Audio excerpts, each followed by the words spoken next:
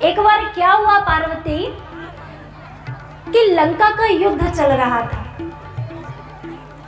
अब जब लंका का युद्ध चल रहा था तो मेघनाथ ने ऐसा प्रण किया कि आज मैं नल नील के रहते हुए,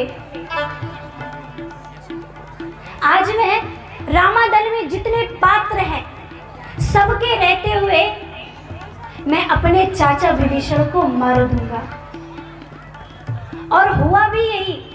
आज काम कौन है? मेघनाथ। आज काम ने ऐसी प्रतिज्ञा ली है कि मैं विभीषण को मार दूंगा।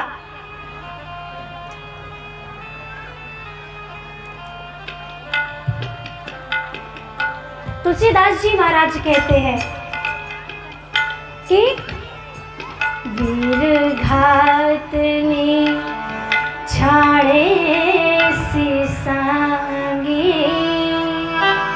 तेज पुंज लक्ष्मण और लागे, वीर घातनी। वीर घातनी छाड़े सी सांगी, तेज पुंज लक्ष्मण और लागे। मेघनाथ आया, उसने बाण चढ़ाई और तुरंत वो शक्ति बाण लक्ष्मण के विभीषण की ओर चढ़ाया। और जैसे विभीषण की ओर चढ़ाया, बाण छोड़ा, तुरंत लक्ष्मण जी सामने आ जाते हैं। और लक्ष्मण जी जब सामने आए तो वो शक्ति बाण उन्हें लग गया और मूर्छित होकर के धरा पर गिर पड़े।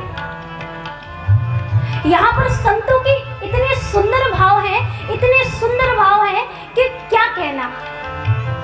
आप एक बार भक्तमाल की पुस्तक उठा करके देखिए, बाबा ने इतने सारे संतों के भाव लिख दिए हैं कि उनको सुन करके इतना आनंद मिलता है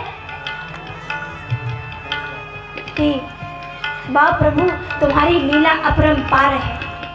किसी ने यहाँ पे बड़ा सुंदर प्रश्न किया कि आखिर लक्ष्मण जी विभीषण के सामने क्यों आ गए, उन्हें क्या जरूरत थी आने की। तो संतों ने कहा, संत कहते हैं कि विभीषण का राज तिलक तो राम जी ने पहले ही कर दिया था, लंका का राजा तो पहले ही बना दिया था और वचन भी दिया था कि मैं तुम्हें लंका का राजा बनाऊंगा। और उसी समय लक्ष्मण जी ने सोचा कि अगर ये शक्ति बाण विभीषण को लग जाएगा और विभीषण मर जाएगा, और अगर ये विभीषण मर गया तो मेरे भैया का वचन टूट जाएगा। मेरे भैया ने जो वचन किया था कि मैं तुम्हें लंका का राजा बनाऊंगा, वो कतई पूर्ण नहीं होगा। इसलिए भैया का वचन की पूर्ति हो जाए, भैया का अपमान ना हो, इस संसार में भैया की निंदा ना हो, इसके लिए लक्ष्मण जी महाराज विभीषण के सामने आ गए और धरा पर मूर्छित होकर के गिर पड़े। जैसे ही गिर पड़े, अब काम ने सोचा कि क्यों ना मैं लक्ष्मण को उठा करके मोह की गोद में डाल दूं। मोह कौन है? रावण। जैसे ही काम वैराग्य के पास गया तो क्या आपने सोचा है, अच्छा ये बताओ, क्या कभी काम वैराग्य को उठा पाएगा? कभी नहीं उठा सकता। उठाना तो दूर, वो हिला भी नहीं पाया और सिर नीचे करके चला गया। यहाँ पर हनुमान जी यानी प्रबल वैरागी आए और वैराग्य को उठा करके ज्ञान की गोद में डाल दिया। ज्ञान कौन है? राम जी। जैसे ही राम जी ने लक्ष्मण को देखा, रुदन करने लगे। तब लई आए हनुमाना, अनुज देखि प्रभु अति दुख माना।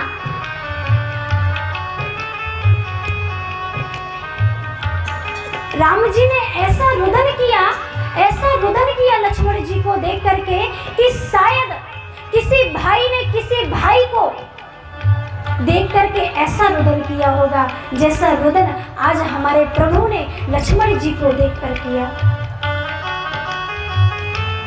अब रामादल में हाहाकार मच गया कि ये क्या हो गया, ये क्या हो गया।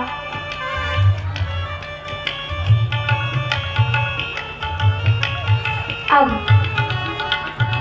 जामवंत ने विभीषण से कहा, जामवंत ने हनुमान जी से कहा कि हनुमान जाओ। इतना ही कहा कि हनुमान ने कहा जो हो अनुशासन पाओ। प्रभु अगर आपकी आज्ञा हो तो मैं मृत्यु की चोटी पकड़ के उसको पटक पटक के जमीन में मार डालूं तो मृत्यु ही नहीं रहेगी, तो हमारे अनुज की मृत्यु नहीं होगी। अगर आपकी आज्ञा हो तो मैं सूर्य को पकड़ करके पृथ्वी पर गड़ा दूं। अगर आपकी आज्ञा हो, ये कौन कह रहा है? प्रबल वैरागी, क्योंकि जो हो अनुशासन पाओ। अगर आपकी आज्ञा हो तो मैं देवताओं के वेद अश्विनी कुमारों को ले आऊं। अगर आपकी आज्ञा हो प्रभु तो मैं नाग लोक जा करके जो नाग हैं उनके बीच में जो अमृत कुंड है, फिर नागों को मार करके उस अमृत कुंड से उस अमृत को निकाल करके लाऊं और अनुज के मुख में डाल दूं तो अनुज की मूर्छा जीवित हो जाए। प्रभु आप आज्ञा तो दीजिए। अगर आपकी आज्ञा हो तो मैं चंद्रमा को पकड़ करके उसे मसल करके उसमें जो अमृत भरा है उसे निकाल करके अनुज के मुख में डाल दूं तो अनुज की मूर्छा जीवित हो जाए। बस प्रभु आप मुझे आज्ञा दीजिए। संतों ने कहा यहाँ बड़ी गंभीर का विषय है। ये जो आज हनुमान जी बातें कर रहे हैं ना, ये मुख से नहीं कह रहे। संत कहते हैं ये भावलोक की चर्चा हो रही है। जो हूं अनुशासन पाऊं। और राम जी ने भावलोक में आंखों ही आंखों में इन प्रश्नों का उत्तर दिया। राम जी कहते हैं, करे हनुमान तुमने कहा कि मैं चंद्रमा को पकड़ के उसे मसल करके उसमें जो अमृत भरा है उस अमृत को निकाल के अनुज के मुख में डाल दूं तो ये जीवित हो जाए। अच्छा ये बताओ हनुमान, चंद्रमा कौन है? चंद्रमा मेरा दास है और दास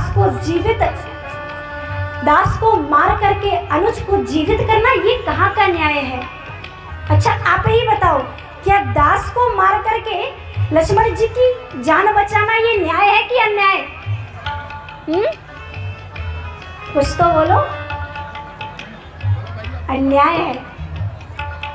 राम जी कहते तुमने कहा कि मैं सूर्य को पकड़ करके पृथ्वी पर गड़ा दूं, जमीन पे गड़ा दूं।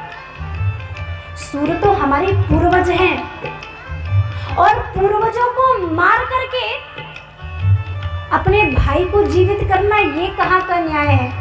पूर्वज तो हमारी धरोहर है।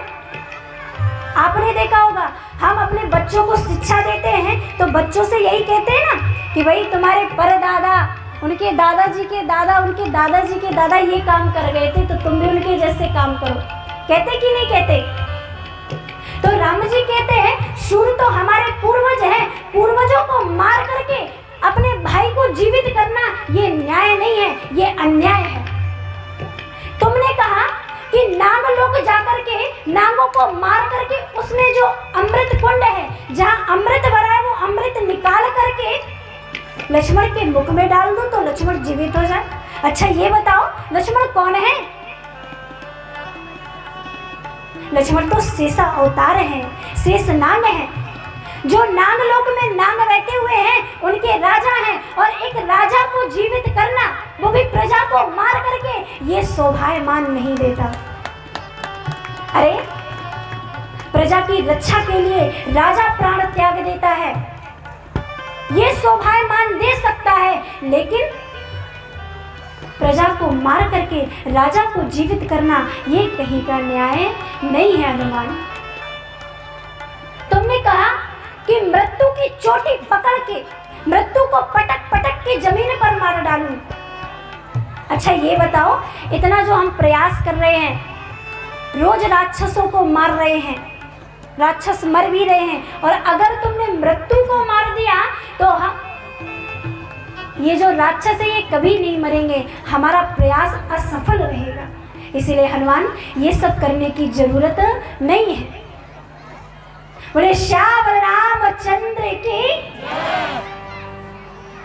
हनुमान जी ने कहा,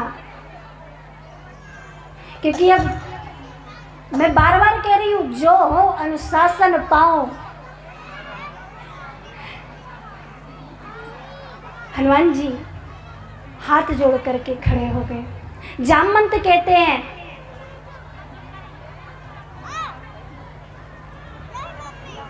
जामवंत कह वेद सुखेना, लंका हनई को पठई न लेना। जामवंत ने कहा कि हनुमान लंका जाओ, लंका से सुखैन वेद को लाओ, और हनुमान जी ने किया भी वही, लंका गए और सुखैन वेद को ले आए। आज देखिए, क्योंकि मैं कथा तो सुना ही रही हूँ, लेकिन पार्वती जी ने प्रश्न किया ना, राम रहस्य बतलाइए, तो बस मैं वही बतला रही हूँ आपको। यहाँ पर अब बड़े सुंदर रहस्य है, यहाँ पे भी संतों ने बड़े सुंदर भाव दिए हैं कि आज जब हनुमान जी सुखैन वेद को लाए लंका से, तो उन्होंने 4 प्रकार की चीजों का सहारा लिया। कौन कौन सी? नीति, प्रीति, परमार्थ, स्वार्थ। अगर नीति की दृष्टि से देखें तो केवल वैद की रक्षा बस नहीं करनी थी, उसे रावण से बचाना भी था, उससे दबा बस नहीं करवानी थी, उसे सुरक्षित घर भी भेजना था। ये नीति की दृष्टि है। अगर प्रीति की दृष्टि से देखें तो वेद का कितना बड़ा सौभाग्य है कि आज स्वयं प्रबल वैरागी उसे लेने जा रहे हैं। परमार्थ की दृष्टि से देखें तो वेद ने कितने अगले जन्म में पुण्य किए होंगे, इस जन्म में तो पता नहीं, लेकिन अगले जन्म में कितने पुण्य किए होंगे कि स्वयं हनुमान जी उसे अपनी गदेली पर रख कर लाए। अगर स्वार्थ की दृष्टि से देखें तो वेद कह सकता था कि मेरे पास काम, क्रोध, लोभ ये बढ़ाने की दवा है, वैराग्य को मूर्छा से जीवित करने की दवा नहीं है। इसलिए हमारे प्रभु हॉस्पिटल सहित उठा लाए। हॉस्पिटल मतलब घर सहित उठा लाए। और वेद का सौभाग्य तो देखो,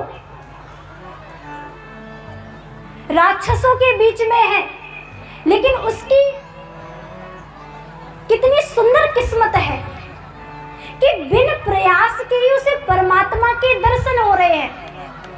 बिन प्रयास के ही वो परमात्मा के पास जा रहा है। उसे खुद नहीं जाना, उसे स्वयं हमारे प्रभु लेने के लिए आए हैं। और कैसे हाथ में रख कर के ले जा रहे हैं। ये वेद का सौभाग्य है, जैसा हम और आपका सौभाग्य है। आज इस पंडाल में हम बिन प्रयास के कथा श्रवण कर रहे हैं। साधु महात्मा इतनी सुंदर सुंदर कथा सुना रहे हैं, ये हमारा सौभाग्य ही तो है। नहीं तो परमात्मा की कथा वही सुन पाता है, वही कह पाता है जिसको परमात्मा चाहते हैं कि भाई ये सुनने लायक है, ये कहने लायक है, वरना हर किसी के नसीब में नहीं होता। तो ये वेद का सौभाग्य है। अब वैद्य ने जैसे ही लक्ष्मण जी को देखा तो वैद्य कहता है, मेरे पास इस मूर्छा की दवा नहीं है, एक काम करो, द्रोणागिरी पर्वत जाओ, वहां जाकर के बूटी ले आना। अब विचार हो रहा है कौन जाए कौन ना जाए। जामवंत ने कहा, ये काम तो केवल कौन कर सकता है? हनुमान ही कर सकते हैं।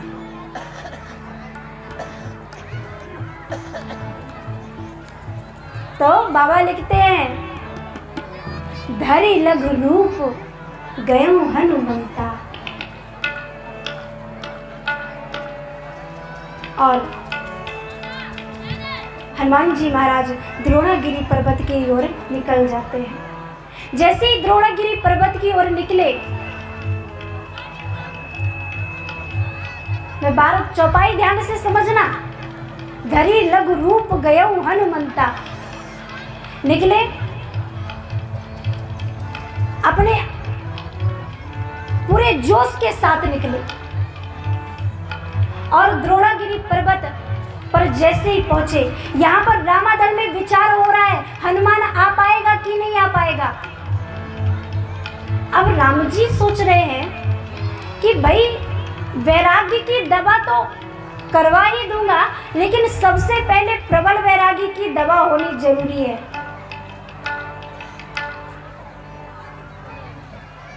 अब वहां से समय ज्यादा हो रहा है तो मैं जल्दी जल्दी समेट दूं, क्योंकि अभी सार निकलने वाला है, बस 5 मिनट, बस 5 मिनट। तो द्रोणागिरी पर्वत से लेकर के हनुमान जी महाराज पर्वत लाते हैं। यहाँ पर हमारे राम जी ने थोड़ा सा हनुमान जी महाराज का रास्ता घुमा दिया, रास्ता सीधा ना करके टेढ़ा कर दिया। अयोध्या से होते हुए, अयोध्या से जैसे ही हनुमान जी महाराज आए, यहाँ भरत जी की नजर हनुमान जी पर पड़ी। हनुमान जी पर जैसे ही पड़ी, उन्होंने तुरंत बाण चढ़ाया और हनुमान जी को मार दिया। जैसे ही हनुमान जी पे बाण लगा तो आप भरत के बाणों की शक्ति देखिए। यहाँ पे बड़े सुंदर भाव संतों ने दिए हैं कि भरत के बाणों के अंदर कितनी ताकत है। भरत का बाण हनुमान जी पे लगा और लगते ही जमीन पे पटका नहीं, हनुमान जी को तुरंत आहिस्ता से लेटा दिया। और जैसे ही भरत का बाण लगा, ऐसे बाण गया और भरत हनुमान जी के हृदय में लगा और लगते ही तुरंत ऐसे टेढ़ा हो गया और उस द्रोणागिरी पर्वत को अपनी नोक पर धारण कर लिया। ये भरत के बाणों के अंदर ताकत है।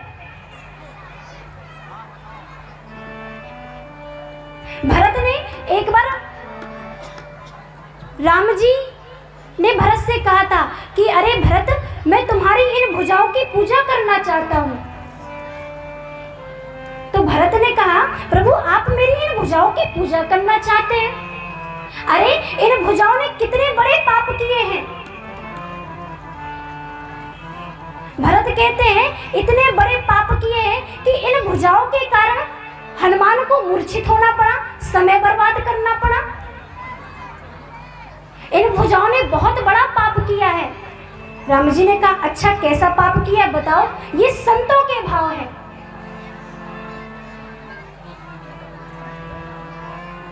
भरत कहते हैं, अरे मैं तो मेघनाथ रावण से बड़ा पापी हूँ। रावण ने तो काल नेमी को भेजा था कि हनुमान का रास्ता रोको, लेकिन मैंने हनुमान का रास्ता तो रोक ही दिया। काल नेमी नहीं रोक पाया, लेकिन मैंने रोक दिया। दूसरा मेघनाथ ने लक्ष्मण के प्राण लेने का प्रयास किया, लेकिन प्रभु मैंने कितना बड़ा पाप कर दिया कि मैंने प्राण बचाने वाले के प्राण लेने का प्रयास किया। इसलिए प्रभु मैं तो मेघनाथ से भी बड़ा पापी हूँ, मेरी इन भुजाओं को कटवा देना चाहिए। ये भरत राम जी से कह रहे हैं। भरत कहते हैं, प्रभु आप कह रहे हैं इन भुजाओं की पूजा करनी है। राम जी ने कहा, अरे भरत तुम कहते हो कि तुम्हारे पाप के कारण मुझे जंगल जाना पड़ा, दर बदर ठोकरें खानी पड़ी। तो मैं ये सोचता हूँ, मैंने वाल्मीकि जी से जंगल में कहा था कि प्रभु मेरे बड़े पुण्य होंगे, मैंने बड़ा पुण्य किया होगा जिसके कारण मुझे आपके दर्शन मिले। तो मैं ये सोच रहा हूँ कि मेरे पुण्य के कारण मुझे संत महात्माओं के दर्शन हो रहे हैं, अमलात्मा विमलात्माओं के दर्शन हुए, और तुम्हारे पाप के कारण मुझे 14 वर्ष का वनवास हुआ। तो मैं ये सोचता हूँ कि जब मेरा पुण्य और तुम्हारा पाप बराबर है तो तुम्हारा पुण्य कितना बड़ा ना होगा भरत। तो तुम्हारी इन भुजाओं को कटवाना नहीं, इन भुजाओं की तो पूजा करनी चाहिए। आइए अब यहीं पर वाणी को विराम, एक छोटा सा भजन, उसके बाद आइए